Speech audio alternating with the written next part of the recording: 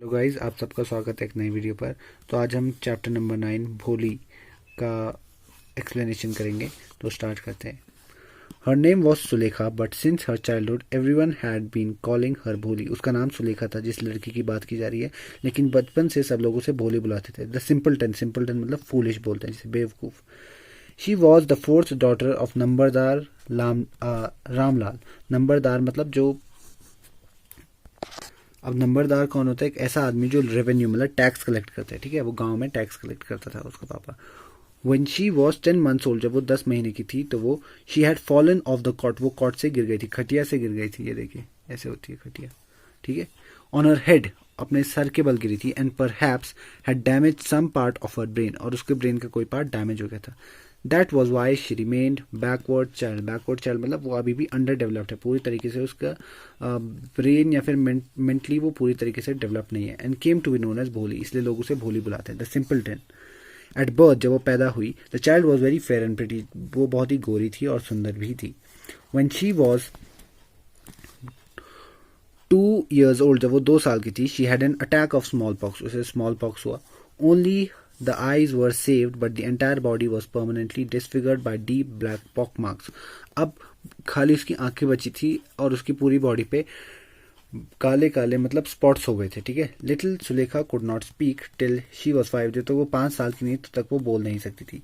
And when at last she learn to speak, और last में जब उसने बोलना सीख लिया तो वो स्टैमर करती थी, मतलब हकलाती थी, ठीक है। The other children often made fun of her, बाकी बच्चे उसका मजाक उड़ाते थे। एंड मिमिक्ड हर, और उसकी नकल उतारते थे। As a result she talked very little, और इसी कारण वो बातें भी कम करती थी। रामलाल हैड 7 चिल्ड्रन, रामलाल के 7 बच्चे थे, ठीक है। 3 सन्स, 3 लड़के और 4 लड़कियां थी, ठीक है। And the youngest of them was भोली, और सबसे जवान बहन कौन थी? भोली ही थी। It was a prosperous farmer's household, और वो अमीर फार्मर था। And there was plenty to eat and drink, और खाने पीने की कोई कमी नहीं थी। All the children except Bholi was healthy and strong, बाकी भोली को छोड़कर बाकी बच्चे, रामलाल के सभी बच्चे हेल्दी थे और स्ट्रॉन्ग थे, भोली को छोड़कर। The sons had been sent to the city to study in schools and later in colleges, लड़कों को कहाँ भेज दिया गया? सिटी में भेज दिया गया, ताकि वो स्कूल में पढ़े और फिर कॉलेज में। ऑफ द डॉटर्स में से राधा जो है वो सबसे बड़ी बेटी है, ठीक है। हैड ऑलरेडी बीन मैरिड, उसकी शादी हो चुकी थी। और जो दूसरी बेटी है Mangala's marriage had also been settle, और मंगला की शादी भी सेट कर दी गई थी, ठीक है। And when that was done Ramlal would think of the third Champa, और जो तीसरी बेटी थी चंपा, उसके बारे में रामलाल सोच रहा था। और ये तीनों जो थी लड़कियां गुड लुकिंग थी और हेल्दी थी। And it was not difficult to find bridegrooms for them, और इनके लिए दूल्हा ढूंढने में नंबरदार रामलाल को कोई भी मुश्किल नहीं हुई। But Ramlal was worried about भोली, लेकिन रामलाल को किसकी चिंता थी? भोली की। She had neither good looks nor intelligence, ना तो वो सुंदर थी ना वो समझदार थी। भोली वॉज 7 years ओल्ड, भोली 7 साल की थी जब मंगला की शादी हो चुकी थी।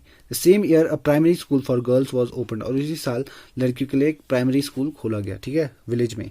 The tahsildar sahib came to perform its opening ceremony, और स्कूल का उद्घाटन जो है किसने करा? तहसीलदार ने।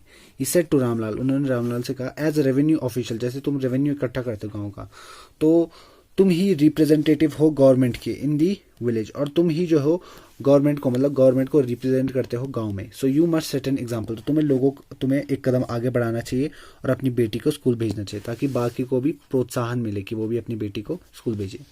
That night when Ramlal consulted his wife, जब रामलाल ने पूछा अपनी वाइफ से, तो उसने बोला, आर यू क्रेजी, क्या तुम पागल हो? If girls go to school who will marry them, अगर वो लड़कियां स्कूल जाएगी तो उनसे शादी कौन करेगा?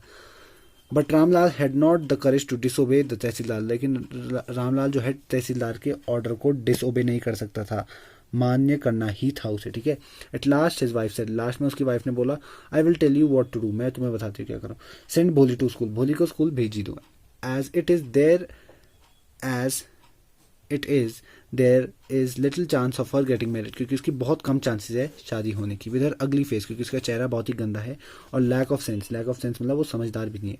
Late the teachers at school worry about her, teachers जो स्कूल में है वही इसकी अब चिंता करेंगे, ठीक है। The next day Ramlal caught Bholi by hand, Ramlal ने भोली को हाथ से पकड़ा, बोला, कम विद मी, मेरे साथ आओ, I will take you to school, मैं तुम्हें स्कूल ले जाऊंगा।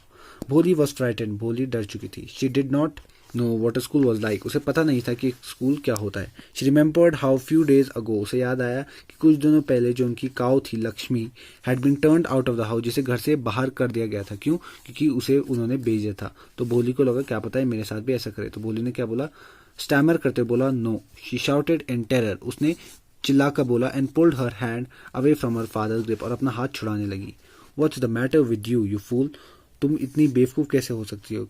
शाउटेड रामलाल, रामलाल उसके ऊपर चिल्लाया. I am only taking you to school, मैं बस तुम्हें स्कूल ले जा रहा हूँ. Then he told his wife, उसने अपनी वाइफ से बोला, let her wear some decent clothes today, आज कुछ अच्छे कपड़े पहना दो. या फिर क्योंकि टीचर क्या सोचेंगे कि हम इसे कैसे पालते हैं. New clothes had never been made for Bholi, Bholi के लिए कभी नए कपड़े नहीं बनवाए जाते थे. जो पुरानी ड्रेसेस होती थी किसकी, उसकी बड़ी बहनों की, वही उसे दे दी जाती थी. No one care to mend or wash her clothes, कोई भी उसको उसके कपड़े साफ सुथरे करने की या धोने की टेंशन नहीं लेता था. But today she was lucky to receive a clean dress, लेकिन आज उसे एक साफ सुथरी ड्रेस मिली विच वॉज श्रंक, जो बहुत छोटी हो चुकी थी बहुत सारे वॉशिंग्स के बाद, क्योंकि ड्रेस को बहुत बार धोया गया था. एंड नो लॉन्गर फिटेड चंपा, और वो चंपा पर फिट नहीं होती थी. शी वॉज इवन बेथड, और उसे नलाया भी गया और ऑयल भी रब किया गया उसके बालों में. ठीक है. Then did she begin to believe that she was being taken to a place better than her home, तब उसे लगा, जब उसको इतने अच्छे से तैयार किया गया तो तब उसे लगा कि हाँ वो किसी अच्छी जगह पर जा रही है. When they reached the school, जब वो स्कूल पहुंचे, children were already in their classroom, बच्चे अपनी क्लासरूम्स में थे.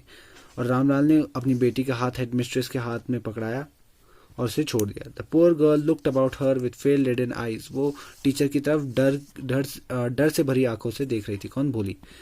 Then there were several rooms, बहुत सारे कमरे थे और हर रूम में लड़कियां थी जो बैठ रखी थी और किताबें पढ़ रही थी और कुछ स्लेट्स में लिख रही थी. ठीक है. द हेड मिस्ट्रेस आस्क भोली टू सिट डाउन, भोली को भी हेड मिस्ट्रेस ने क्या बोला, तुम भी बैठ जाओ क्लासरूम के एक कोने में.